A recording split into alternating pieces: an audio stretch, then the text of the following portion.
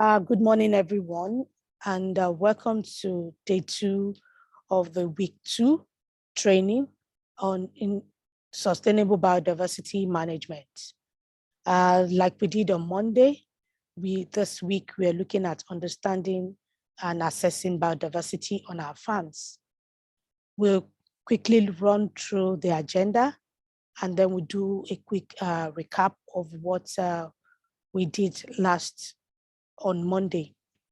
So today we're going to have this live session. We're going to look at sequence 4, which is like topic 4. We'll look at indicators. What are indicators? Types of indicators. Then we look at sequence 5 or topic 5, biodiversity assessment methods. What are the methods that we use to assess biodiversity on our farms?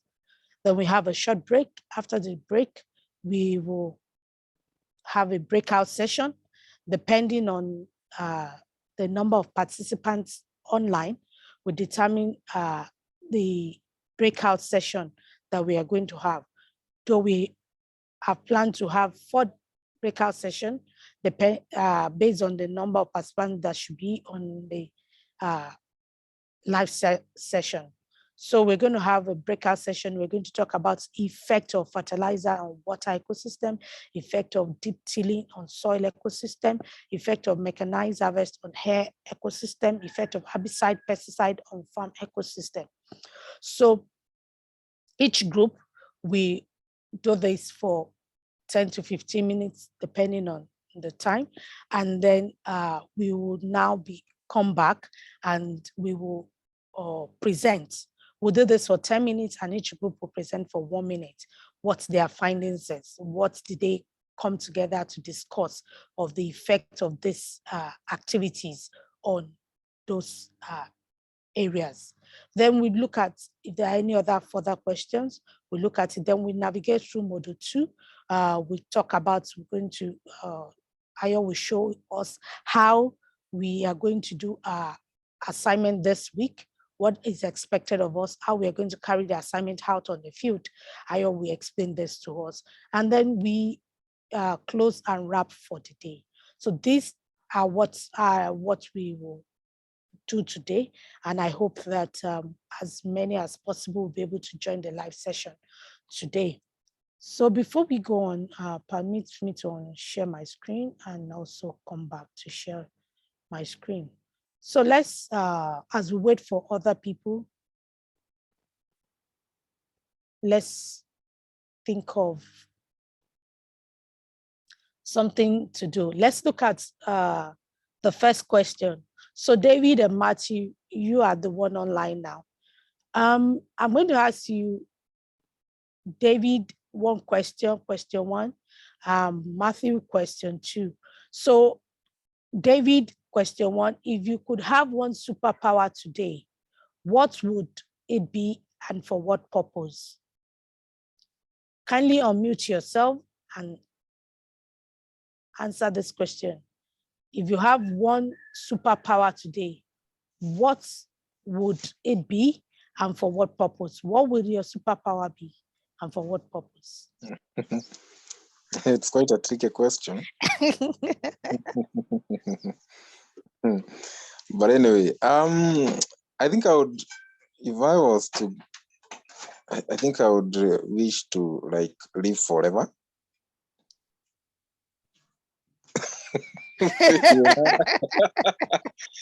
Yeah, I would wish to.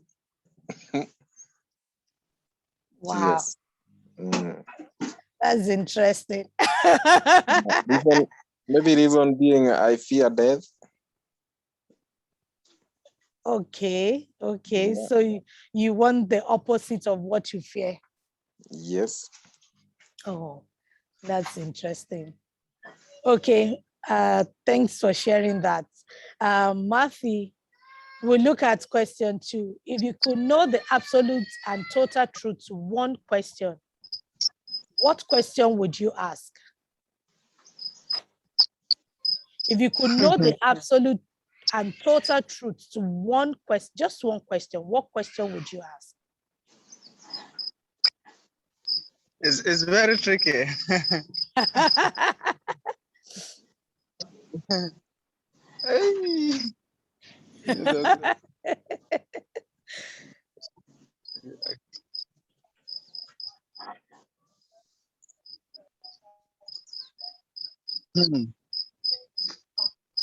It For me, requires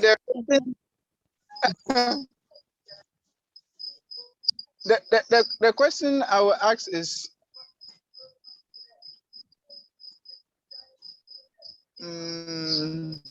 how comes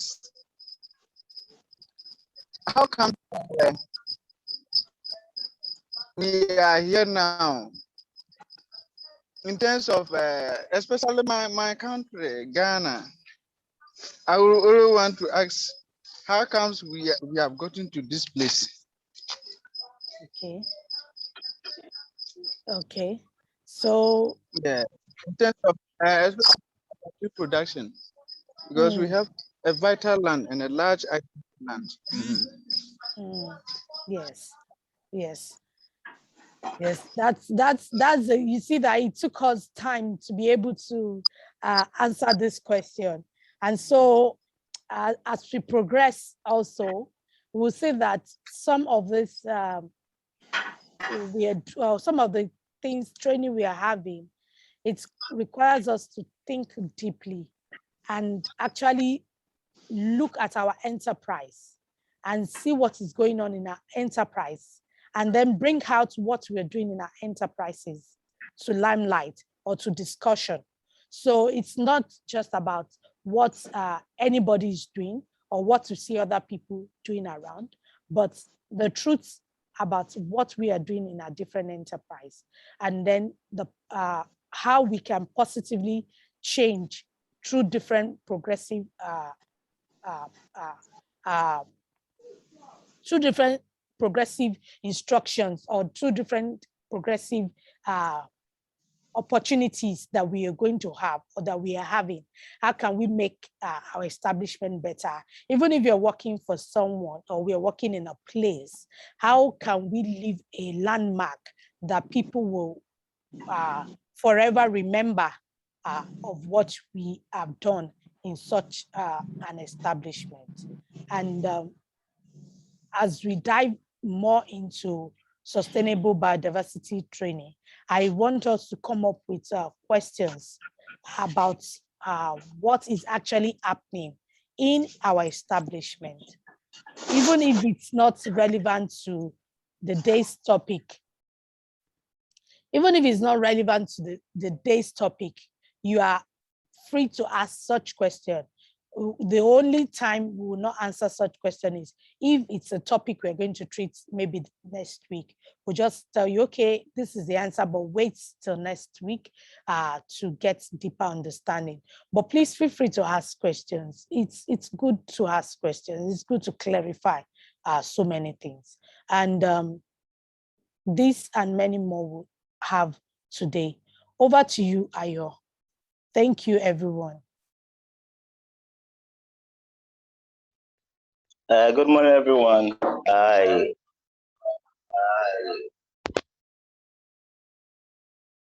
appreciate our commitment for coming today. Can you hear me, please? Good morning, everyone. Yes, we can hear you. All right. Thank you very much. All right. Thank you very much. So I want to commend your effort for coming to today's live session. We appreciate you. We appreciate you.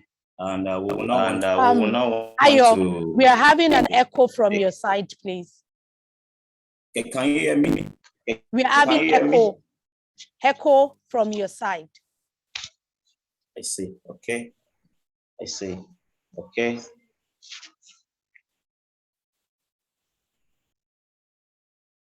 What about now? It's good this way. All right. Thank you very much.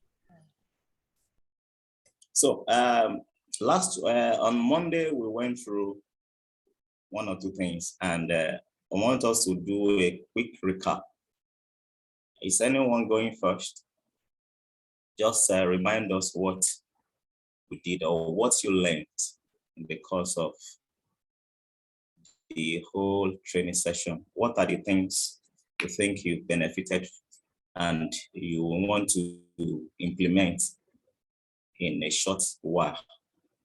Is anyone going first, please? Okay, probably I should begin to call names. Can I start from David? David, are you there? Is David there? Okay, let anyone just go first. Just give us one or two things that you think you've gotten so far.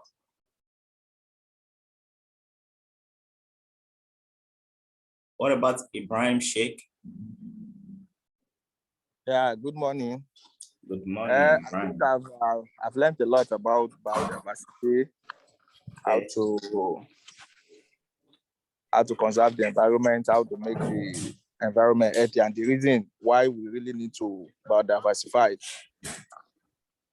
So I've learned a lot about that, which I believe is going to be put in practice on the farm here too. Thank you.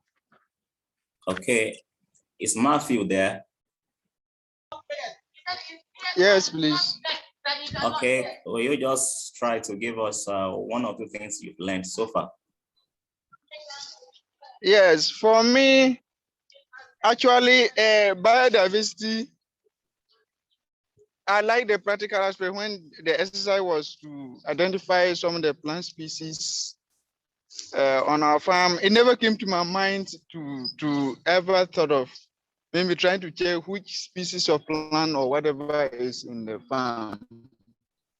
But it helped me to get to know some of the things we were.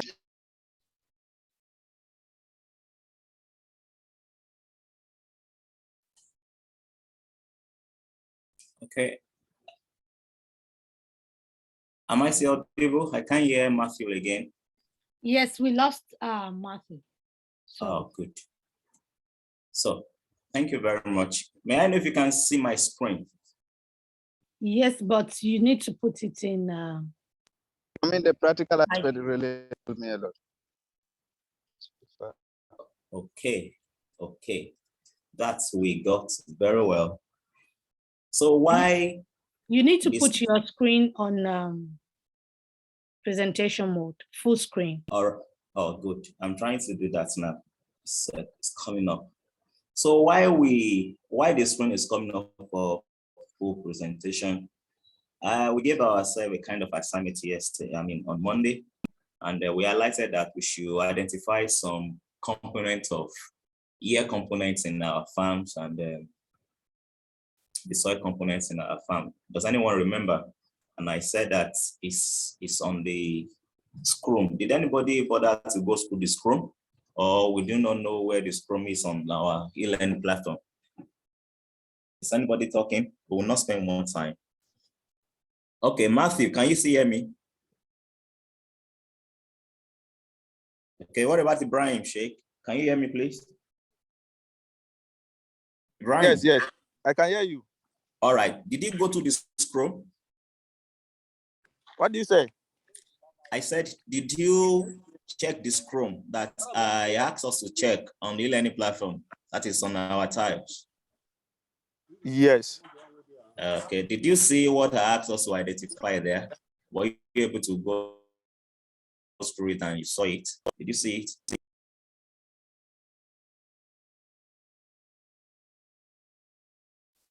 Are you still there, please? Okay. So we take it up from there because we are going to still come to that junction again. So this morning we'll be discussing indicators. And as the name sound, indicators, you want to wonder indicators on our farm. How does indicator relate with biodiversity? And you want to think, okay, connect 1 and 2 together and see what indicator is. So at the end of this particular sequence, we will know what indicator is. We will know the main families of indicator. Yes, please. Sorry, yes, I can hear you're you. not on full screen. And then this presentation slide you're talking about is not what we are seeing right now. We are seeing sequence 4. Probably you need to unshare and share again. Okay. Okay, let me do that. Okay, my sincere apologies. I think it's the system now. Okay. Okay. All right, so as I was talking, I was discussing what indicators are. And I said at the end of this particular sequence we were going to discuss this morning, we will get to know what indicators are. We also get to know the families of indicators. We also get to know how they relate on our farms, how we need to identify them on our farms, and what they do on our farms. Can you see my screen, please? Yes. Okay. Sincere apologies. So, as I was saying, you get to know indicators as they are. And what comes to mind now is that what are indicators? What are indicators? Indicators, like the screen is still running now. So the indicators are those signs, the signals you see on the farm that you can relate with, not the ones you cannot relate with. And I will still cite the example of the plant I shared with us, that is Tithonia diversifolia, that I said that particular plant is rich in phosphorus. And anywhere that plant grows, it shows that that particular piece of land is not rich in phosphorus. And you know phosphorus, you know the importance of phosphorus on our farm. So I hope you can see my screen. Can you see my screen, please? Yes. Yes. All right, good. So introduction now. In the biodiversity field, indicators are most often indices which enable quantification of biodiversity, its spatial distribution, and its variation over time. We discussed what biodiversity scale is on Monday. We told us how we measure spatial biodiversity scale, how we make use of it on our farm. Now, we are talking about the indicators. We are talking about quantification of biodiversity. How do you quantify the rate at which you are observing biodiversity on your farm? Those are the things we refer to as indicators. And as you can see, we have just two families of indicators. Indicators of domesticated biodiversity. That it enables assessment of the diversity of the species, varieties of plants cultivated, and species and races raised. I rightly mentioned on Monday that when you collect some plants from the wild and you cultivate them in your domain, you have already instituted a domesticated biodiversity. You cultivate them, it might not be one now, most time maybe 2, 3, 4, 5. And I once cited an instance of vegetables. Some of us eat vegetables of different kinds. So there is room to plant celosia, there is room to plant okra, there is room to plant bitter leaf. You plant them together. And in doing this, you're already domesticating this particular species of plant. And that is what we refer to as domesticated biodiversity. And those things that you have planted will now form the indicators on your piece of land. Take, for instance, on your home farmland, you do more of intercropping. In fact, not even intercropping, you do polycropping. You planted legume, you planted cover crop, you planted maize, you planted so many varieties. Those are the things you are going to use to measure those are the indicators you are going to use to measure your biodiversity. And the second family of indicator is indicator of the wild biodiversity. We noted last week, on Monday, that we have little or no authority, so to say, on the wild biodiversity, because as the way wild is, the animals there, the trees there, they are there naturally. And since we are not cultivating the wild, so we will not have so much impact on it. But we can have a negative impact on it, like I mentioned on Monday, by setting the wild on fire. Once you set the wild on fire, you destroy the naturally growing plants there. The animals there that are unable to escape the fire outbreak will escape to another world. And of course, you have already tampered with. Yes, please. Probably I should help you because your screen is not moving. We are just seeing sequence 4 indicators. Wow. Yeah, probably I should help you share from Okay, this please end. go. Okay, please go ahead and share. Kindly on share.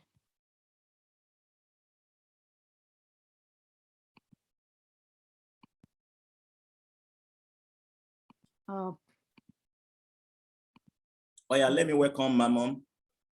Mammon, how are you this morning?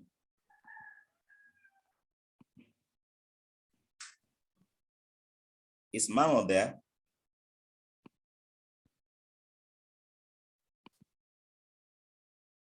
Okay. I think Mammon is not there now. Okay, is Ibrahim still with us? Yes. All right, good. It's good to know you are still around. What about Matthew? Is Matthew still there? Yes, please. Oh, good to know you are around.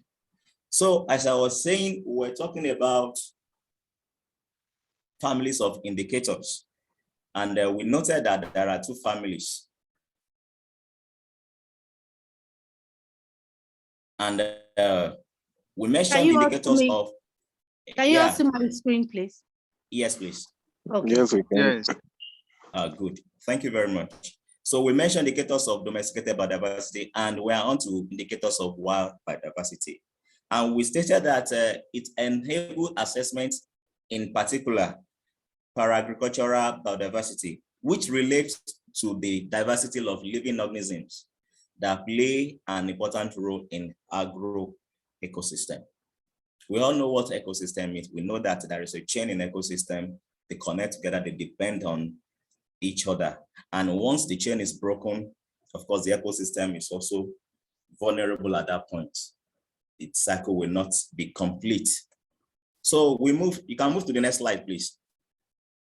So having discussed families of indicators, there are several kinds of questions to ask before establishing or choosing the indicators to assess the biodiversity of a farm. When you get to a farm or your farm, so to say, and you want to see what indicators are available on your farm, you begin to ask questions. What do I want to see? What do I want to measure? You can move to the next slide, please. What do I want to measure? Who am I directing my indicators to? So indicator selection. What is the objective of my assessment? Develop ecosystem services which are beneficial to my production, meet a regulatory requirement, meet a certification requirement, promote my operation in the public eyes. These are the questions you may want to ask yourself before you go into selecting the kind of indicator you want to use on your farm. And you want to ask that, who is my assessment intended for? Is it the farmer? Is it the advisors? Is it the technicians? Is it the decision makers? You will want to wonder that why we have moved from species of plants, species of animals, to the operations now. The person behind the operations, what happened on the farm. And why we are doing that is because whatever happens on the farm is dependent on whatever operation that is being carried out on the farm. And we also understand that any operation implemented on the farm is subject to the person implementing it, most of which the person will be responsible for. So that is why, in this case, you can direct your indicator selection to the farmers. A farmer that is engaging on monocropping system, you can imagine the kind of thing that the farmer will be exposed to. The farmer will be, the crop in monocropping system will be exposed, will be vulnerable to diseases and many more that we cannot go into this morning. So In choosing your indicators, these are the questions you are going to ask, including the advisors, including the farmers, the technician, and decision makers. Please, the next slide. So to continue, you also want to ask, back it please.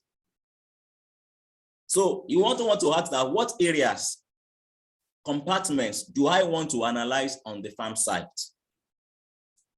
It is already known that farm as it is, they are not uniform in terms of nutrients, in terms of the level of nutrients on it, because of several factors, one of which is erosion. A piece of land that is slopey, the nutrients on the top soil, on the top part of the land will be eroded to the down part of the land, and of course, which will make the down part of the land to be more fertile than the upside of the land. So in selecting your indicator, you will want to ask questions that where exactly do I want to analyze on the farm? Is it cultivated plots? Is it semi-natural areas? We discuss what semi-natural areas are. Is it the natural spaces? We also discussed that. Is it sites, open sites, or farm surroundings where you are not even planting anything at all? You can subject all of those places to indicator selections too. And you also want to ask that what data are necessary and available for my assessment. You want to ask those questions that, okay, when I've selected my indicators on my piece of farm, what are the data I'm going to collect? It's not just about going to the farm, looking at the species of plant, looking at the growth of the plant, and you move away. You want to ask that what are the data I will collect once I want to start this indicator selection. And the last but not the least is what resources, either human or financial, am I implementing or making available for this assessment? And what readily comes to mind is that if your farm is not one piece of plot, acres of land, you will not be able to work alone on that farm because there is no way you'll be able to achieve anything that will be reasonable. You want to employ human resources, and in employing human resources, you also have to, there is this financial implication attached to it. So all of these things put together, which you need to make up your mind about before you now go about selecting your indicator. Next slide, please. And that will take us to a question. Now that you know what indicator is and how to choose it, the need to have an indicator for each aspect of biodiversity being assessed makes it costly to implement biodiversity evaluation method. Is it a yes or a no? I'll go over the question again. Now that we have discussed what it takes to choose your indicator and to use your indicator on the farm, the need to have an indicator for each aspect of biodiversity being assessed makes it costly to implement biodiversity evaluation method. Is it yes or no? I want answers to roll in. Is it a yes or a no?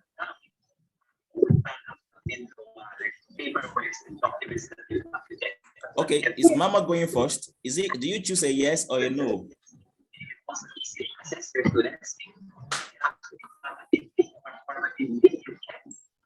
Okay, what about Sheikh? Is Sheikh there? Yes. I would say no, because first of all, you really need to know what to do first. You need to know the indicators, because the indicators will let you know what you need to do, so that at the end of the day, it will even save costs, so that what you need to do will be straightforward, not that you are doing this and that if you don't really know what you want to do. So to me, it's no. It will not increase. That's fantastic. Is any other person speaking, please? Allow me, please call the participant online.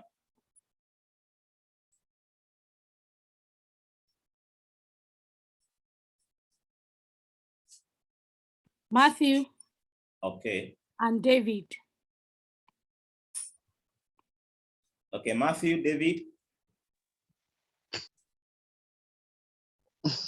Hello? Yes, please. Yes, I would choose yes. Okay. May I know why you are choosing yes?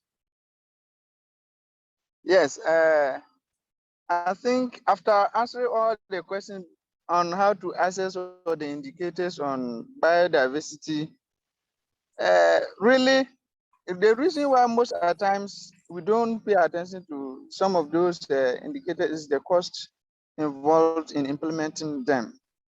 Okay. Yes, so I think in every implementation, especially biodiversity, it's a huge, depending on who you intended the indicators for.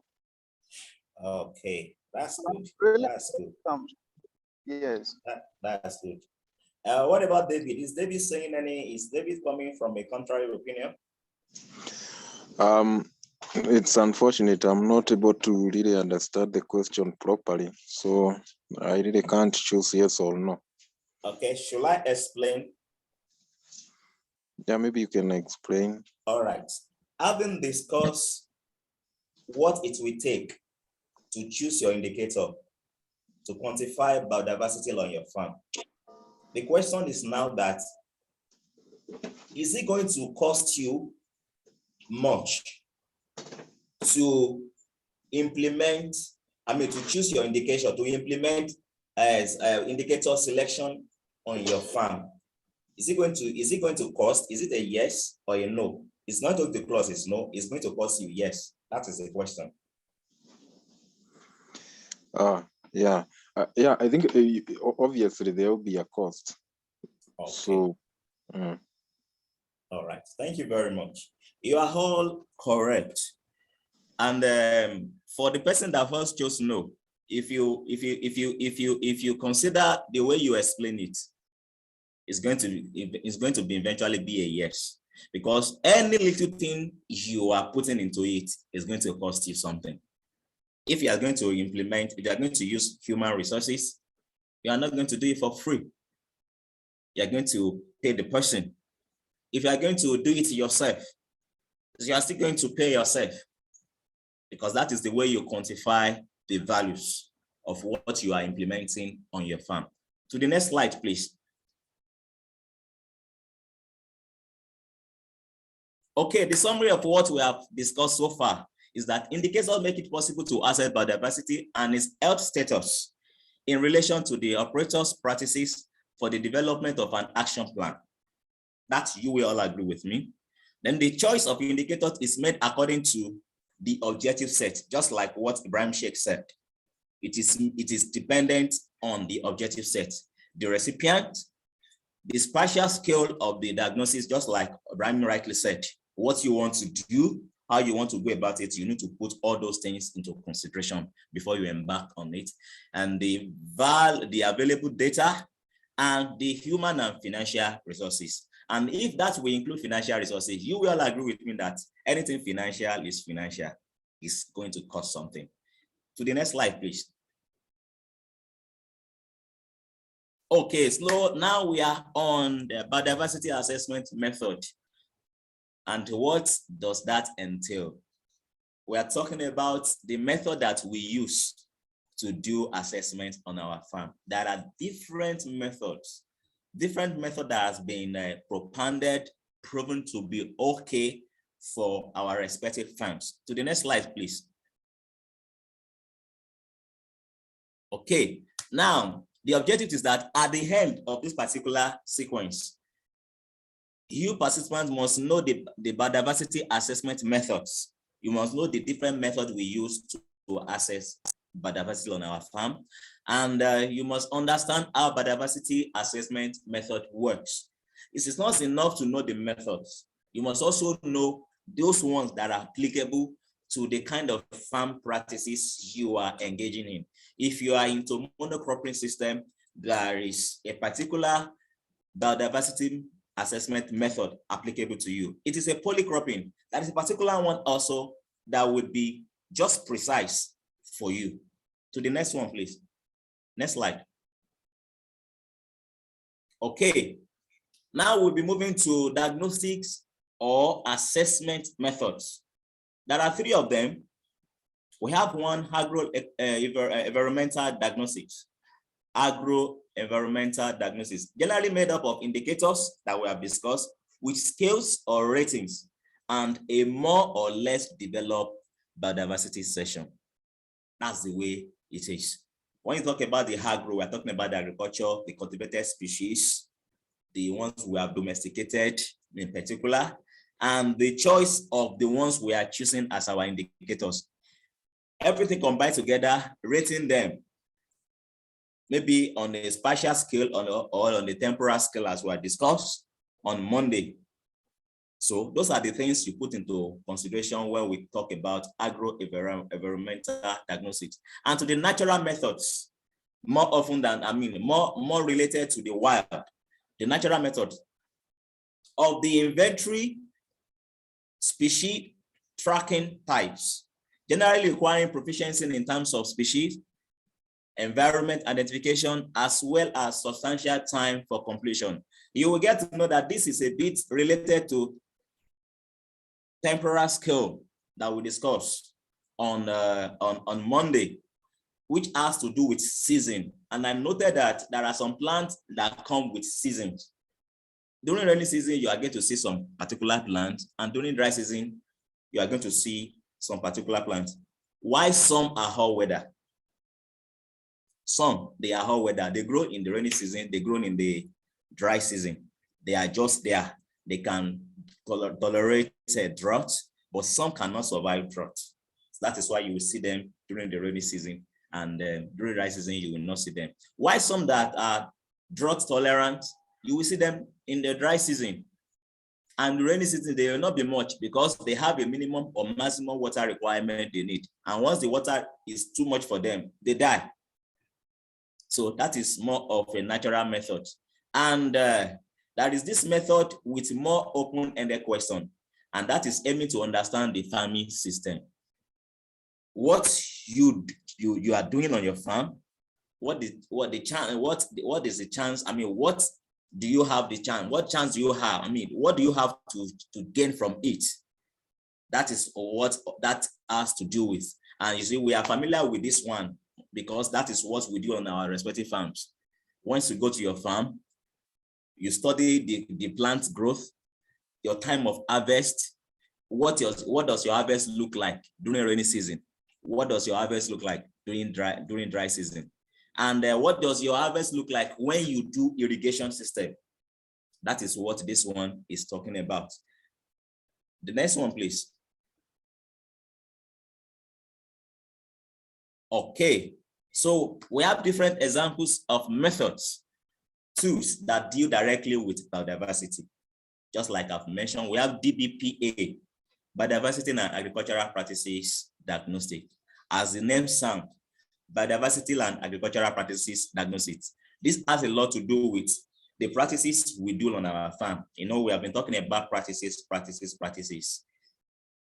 What we do on our farm, the activities we carry out, we determine the kind of biodiversity methods and tools we are going to apply. There is another one called IBIS subject, integrating biodiversity in farm management system. This has a lot to do with before going into your farm at all, you design a biodiversity compliant cropping system. Like the one I earlier showed us on, like the one I showed us on Monday, where you have a natural forest, a natural environment, you have a cultivation, and if you are lucky enough, you have a river bank along the line, then you have a semi-natural, then you now have a cultivated plot again. So this one, before you even start planting at all, you come and you call on the consultants. They are going to design for you what it will look like to make it biodiversity compliant. And that is what IBIS project has to do with. We have the ECODIAG, ECODIAG, that is Ecological Diversity and Agriculture. That has a lot to do with the wild, the people that are into animal husbandry, I mean, into the zoologists. You know, that is the way we design the zoo. in such a way that it will be biodiversity compliant. It will be biodiversity smart. We have the IBEA, the high BEA, impact of practices on the biodiversity on the farm. When you have already implemented your farm, established your farm, we will now go there and look at the impacts of your operation on biodiversity. And what that one we result in is that you will not want to do it the other way. Or if you are compliant in the way you are practicing it, it will encourage you to do more of it. There is always room for improvement in everything we do. That is what IBR has to do. That is where it is applicable. Then we have the cool farming to biodiversity. Then the last but not the least is GR biodiversity yardsticks. The last two has a lot to do with, it's a theory that have been proven in such a way that once you have established your farm, we take some data on it and we tell you if you are actually biodiversity smart or not. But for me, I would say there are two of them that we can go into. And the two are the impact of practices on the biodiversity of farms. You have already, many of us that are here have already established our various farms. Our farms are already there. We just check and see the impact of our practices on the farm. And the second one is the IBIS project, integrating biodiversity on the farm management system. Those two are very much compliant. They are very much good for any farming system we can go into, and as such, they are not costly for us to embark upon. The next slide, and which will bring us to the end of this particular sequence that we have just discussed. So having discussed all of these things, what readily comes to mind is that what are those things I'm doing on my farm that I'm not supposed to be doing? What are those things I'm going to do that will help biodiversity status of my farm? Are they going to cost me much? Are they going to cost me less? So those are the things that should come to our mind. And once these things come to our mind, you readily know that the next time you are going to implement farming practices, you are going to check yourself. Am I using much of chemicals? Am I not practicing polycropping or intercropping? Is it more of monocropping I'm doing? Am I using much of herbicides? In order to avoid the use of more of herbicide, you plant cover crops that suppress weeds on our farm. And you see, the turnover of this also fertilize the soil in the long run. So with this, I've come to the end of this particular week module. And I want to believe we have all understood what we've discussed so far. May I know if there are questions from this aspect? Why I ask, allow me to unshare the screen. Allow me, please, unshare the screen. Oh, thank you very much. So is anyone asking any question? David, Mammon, Matthew, we have lost Ibrahim. No, I think from my end, I'm okay. Oh, good. What about Mammon? Yes, I am okay too, as far as I have been able to connect. It's okay. Yeah. That's good. What about Matthew? Is Matthew still online? Yes, I'm online. Oh, good. Hello. Is there any question you will want to put across? No, for now, I don't have any question. Okay. Let me quickly take us through the assignments we'll be expected to do this week.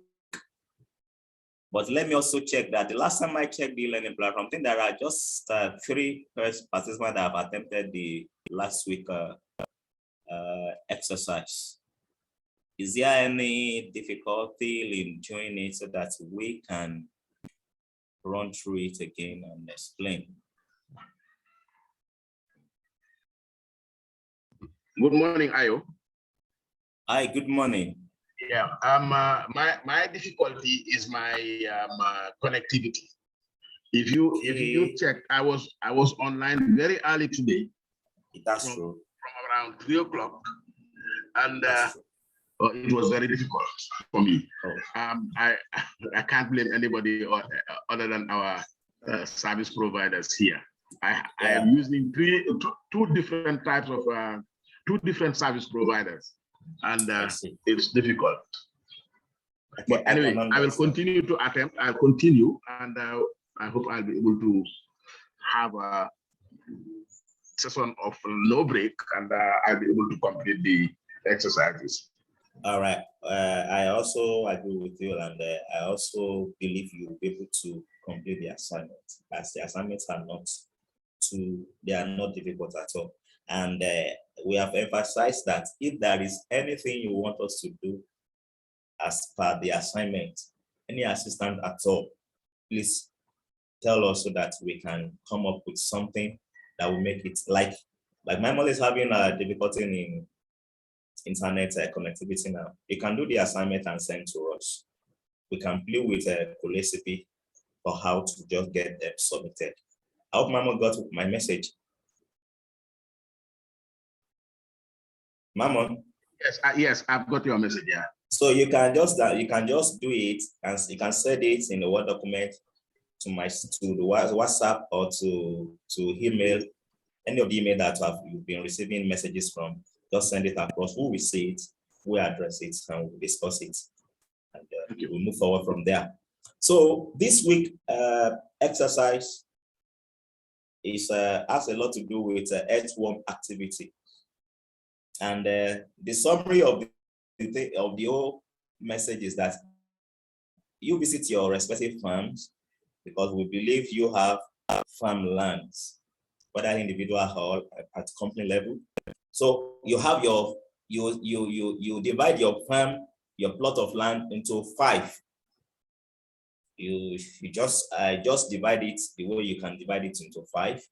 So you identify the earthworms you can see on each of the 5 plots. You also measure, you weigh the earthworms. If there are more than one, if it is one, just weigh them, and you write the total there. You write the number of earthworms you are able to see. Can you see my cursor, please? Can you see my cursor?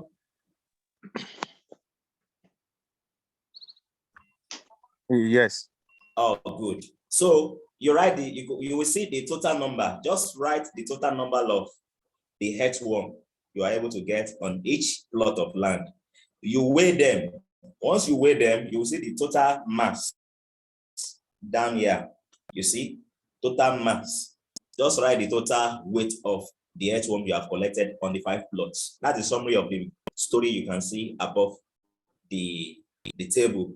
Then you come to the comments. What are the comments? You tell us why you have been able to see, for example, 2 earthworms in a plot and 3 earthworms in the other plot. Maybe you are able to get 6. You tell us why you were able to get 6. And peradventure, you did not see any earthworm at all. You tell us the reason why you're unable to see earthworm. And you come to conclusion. What are the importance of earthworm on the farm?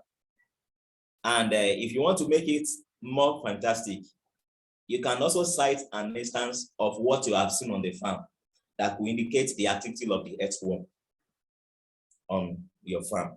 That will be your conclusion. May I know if it is clear, or I should go over it again? Yes, please go over it again. All right. The exercise you are going to attempt is this. We want to know the activities of earthworm on your farm, which I believe all of us have farm, or if at individual level or at company level, we have access to one particular farm or the other. So divide that plot of land, or 3 plots or 5 plots, as the case may be, however big your farm is. Just make sure you have 5 places you have allotted to take this particular readings. Now, you are going to tell us the number of earthworm you're able to see on each of the plots. That is the total number. You are going to tell us the weight of the earthworm that you have collected so far, all of them.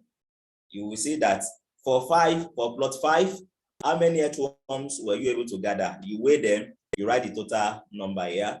And for plot 2 and ditto for plot 1 and plot 3, you write them there. And you now come to the comment section. You tell us the reason why you were able to see the earthworm on the plots. Why do you think you saw earthworm? You saw 3 earthworm on one plot and it is 2 earthworm on the other plot. Why do you think, or what do you think could be responsible for seeing 1 earthworm or for not seeing any earthworm at all on the plot? You tell us the reason. That is the comment. Then you will now come to the conclusion. This is the conclusion. You tell us why you are the seeing earthworm on your farm on the plots. What does it suggest? What does it suggest? Seeing earthworm on that particular farm you have evaluated, you have inspected.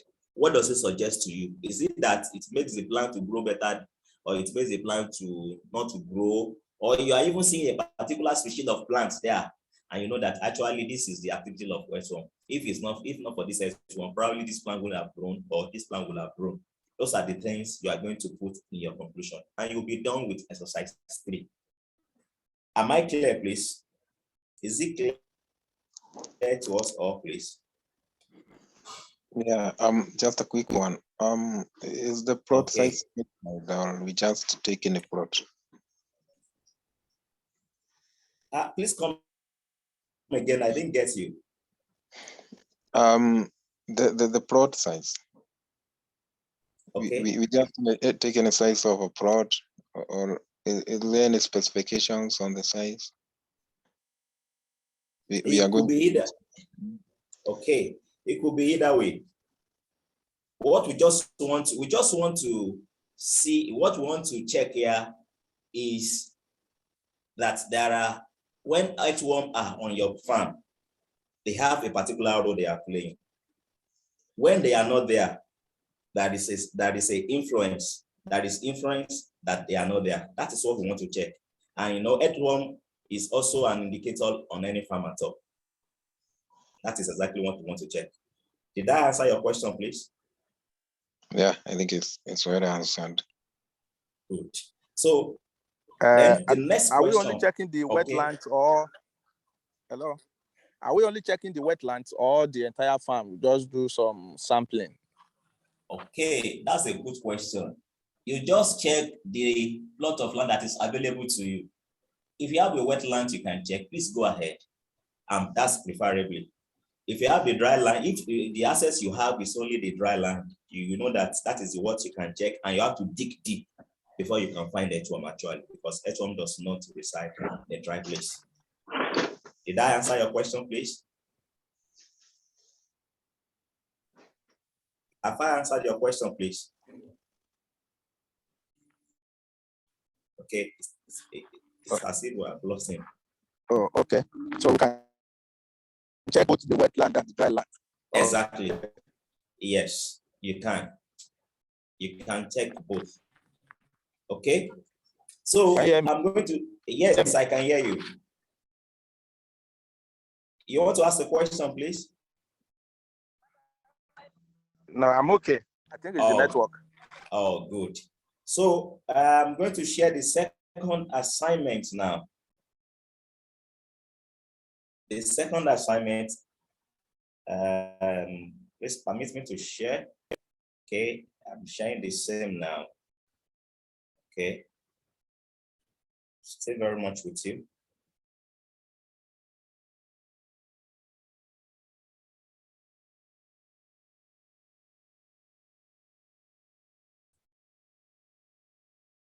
Okay. Wow. Okay. Please permit me to unshare because it's like I'm sharing the same. So please Okay, while I share the second one, let me hand over to allow me to take us through the e-learning platform. Then once she's done, I'll share the second assignment. Over to you, allow me. Thank you very much. Thank you, Ayo.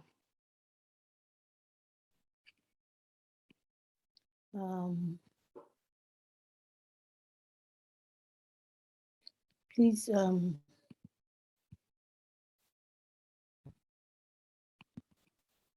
okay.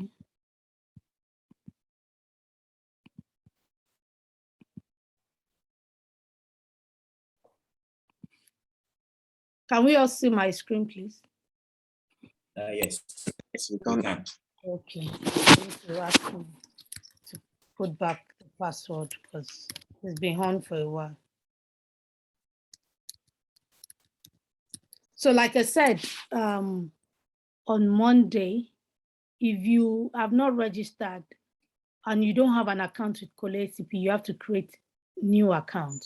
If you have registered before, all you need to do is put in your email address and your password. If you have forgotten your password, just click on forgotten password, and then it will send you a new password, and automatically you can go in and check your password. Once you come into the page, always remember the page will first of all come in French. Click on English. So it translates the page automatically to you in to English. So on the course page, this is week 1. And this is all you will see in week 1. We can see from here where my cursor is that we've embedded the recordings of week 1, Monday last week and Thursday into the course session. And then when we talk about Scrum, this box that look yellowish on my screen where my cursor is, can we all see my cursor? Yes, please. This is what we call Scrum. When we talk about Scrum, it's basically the course material for that week. So like week 1, this is the course material that is embedded in. This is the PowerPoints that we use, and these are videos that we can watch. This is very important. Your mini quiz. You have to do your mini quiz. If you have not done your mini quiz, please go ahead and do your mini quiz. The work is piling up gradually, and the faster we finish, the better, or we catch up, the better. Then we have week 1 assignment. Only 3 people have submitted the week 1 assignment, and they've been graded, and their grades have been sent back to them. All these, ColeACP is also watching every week, because we send reports every Friday to ColeACP. Apart from us sending reports, ColeACP is looking at the course manager is looking at what everybody is doing. There's a page which I will show us now. You see my cursor going on grade. From here, we see every activity that everybody does. So when you click on the course material, like this person has opened the course Scrum for week 1. And so we can see it automatically that the person has opened the Scrum for week 1, and ColeACP can see it. So every activity that we do, everything that we click on, that we open, there's a submission at the back end that tells us that you have done it. So it's important that we all go through the different exercises. The week 1 exercise, like I love Matthew submission this morning, when he was like, wow, he has never thought of actually even thinking of what are the species, the wild and the domesticated species. For domesticated, yes, you might know because these are things that you are planting. But for the wild species, he has never thought of actually coming out and assessing and looking at what are the plants that they have. And this exercise actually helped him to be able to assess such information. And I'm sure that he himself will learn more by this exercise, and will be able to dive and understand even some of the plants that they have that he has even not read about, and that's knowledge for us. So please, when you click on this exercise as it is, for me, I can't do the exercise as a trainer. When you submit also, it comes here and I will see the person that has submitted. Then I can go and grade it. Like now you can see where my cursor it needs grading. Nothing is there that needs grading. If someone has submitted this morning, I will see it because we also monitor who is submitting and when the person submits. So when you click on the assignments and you as a student, you will see the assignment as, oh, this is the folder.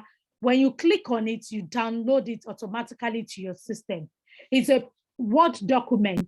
And so it's easier to do on your system. And then you fill in the answers, you save it on your system. Once you save it on your system and you come to the page back, and then you had it will tell you had submission. You will see had submission. Like I am seeing view or submission, you will see had submission. So once you click on had submission, you look for the folder where you save it on your device, and then you attach it. Once you attach it, you click on submit, that is done. And the same thing you do for week 2 also. So let me also go back. So while we do that, also, after doing that, we'll go to what did you learn that week? 1, 2, 3 lines is okay. What did you learn? It can be 1 line, it can be 2 lines. What are the key things? It can be bullet points that you learned that week. Then you come to test your knowledge on that week. Like this is test your knowledge on introduction to biodiversity, week 1. Every week you have a test that you have to do. So the test is to see your level of understanding. That did you understand the course? Did you at any point have any challenge at anywhere? And also it's an indication to us that, okay, have you read the course material for the week? Have you gone through the PowerPoint again? Have you gone through the recordings for the week again? Like we said, it takes you only 6 hours a week to do all this. And so if you dedicate 1 hour every day to this assignment, by Sunday, you will have finished all assignments and you will have finished all work that needs to be done. So that is how we're supposed to navigate. This is week 2, the same process for week 2. We go through, we can see from here that the recording for for Monday has been embedded. Once we finish this, also we're going to generate the recording we're going to put there. So this is the Scrum, the material for reading for this. This is the PowerPoint that Ayo just finished using for us. And this is the mini quiz that we have to do. And then these are the assignments. We click on them, the first one and the second one. So Ayo, over to you for the second assignment. All right, thank you very much. Kindly on share. Oh, good. Thank you. Okay. So please permit me to share the screen again.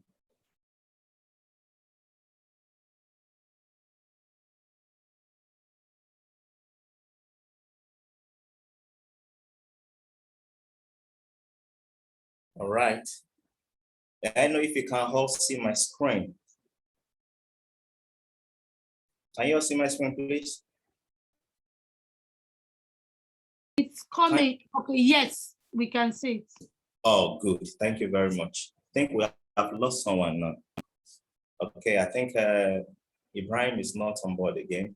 So the other exercise is exercise 2, which has to do with assessment of diversity of soil fauna. Assessment of the diversity of soil fauna. Good. I think it's back.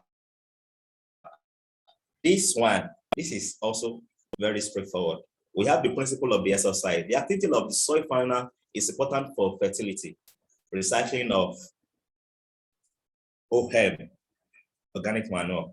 It is possible to assess the nature, diversity, and abundance of organisms present in this at soil level in the crop, in the crop plots, number and the biomass of organisms by capturing them with a Barber trap placed at ground level. It will also be possible to identify the different types of organisms present. To help you understand, you can watch the following video on YouTube. So you can just click on this link. The link I've highlighted now, click on it. Once you get to that page, click on that, click on this link. It will take you to the YouTube video that we summarize the principle of this particular exercise. Okay, so the main exercise that you just identify any soil fauna at all on your farm, just similar to the one we shared the other time. On the same plots that you have partitioned, identify the soil faunas. I hope you all know what soil faunas are. So identify the soil fauna. If you can weigh them, weigh them. There are different kinds of soil faunas. We have the one with shell. We have the one with exoskeleton. You have the one that have wings. They are all soil fauna. Once you get to your farm, whether wet or dry, just identify them. Tell us their mass here. If they are soft body, just put their weight there. And if they are exoskeleton, just put it there. And if they combine all of them together, both the solid body, exoskeleton, it has antenna, it has 3 pairs, just put it there. Just put it there. That's all. It's just as simple as that. So your comment, just as I've explained, tell us the reason why you think you saw the snail where you saw it. Tell us the reason why you saw the caterpillar where you saw it. Tell us the reason why you saw the bee where you saw it, or any other soil fauna, the millipede, the centipede. Tell us the reason why you saw them where you saw them. And by the time you are concluding, you conclude on this note that, okay, the reason why you saw it is because probably the soil is this, the soil is that, or because of the plant species that are growing there, it can serve as food for them. It's dependent on what you see on your farm. I'm just citing that as an example. You can also tell us the influence. Probably in the case of caterpillar, if you have seen caterpillars, for example, caterpillar will not do anything other than to eat your green leaves. So when you see your foliar being defoliated, your leaf being defoliated, it's a sign that there are caterpillars in there. So they are eating your leaf. It's just the influence. So you can tell us in your conclusion that this is the reason why it is there, and these are the influences. And with that, you will have concluded the exercise. If you take a look at this exercise very well, they are interesting to see. Since all of us are farmers, it's what you can go to your farm and just view and just document and submit to us. May I know if there is any question on this note? Is anybody asking any question that you want clarity?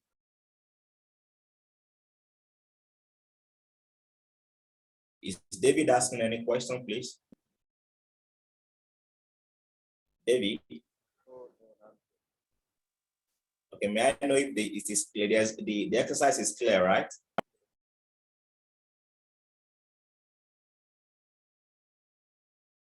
Okay. Yeah. What about oh, good.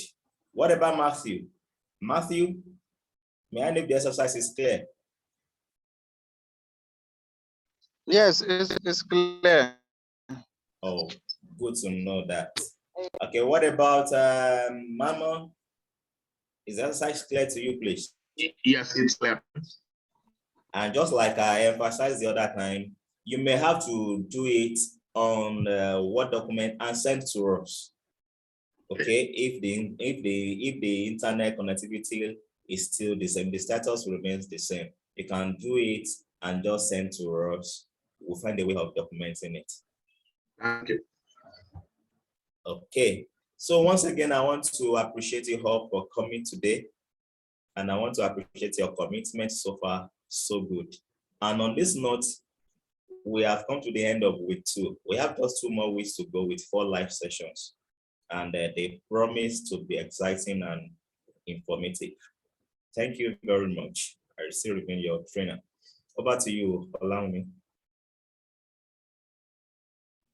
Thank you, Ayo.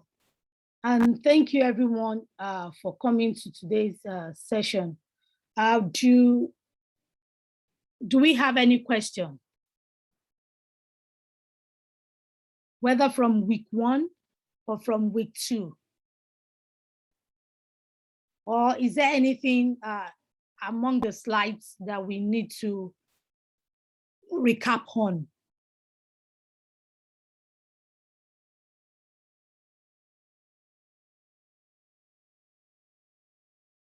Any question, David, Matthew, Mamo?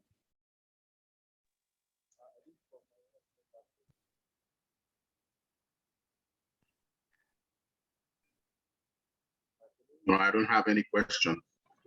Thank you, Mama. David, you're talking, but we can't, it's not loud. Oh, okay. From my end, I think so far so good. No question, no query, no concern. Okay, thank you too. Matthew.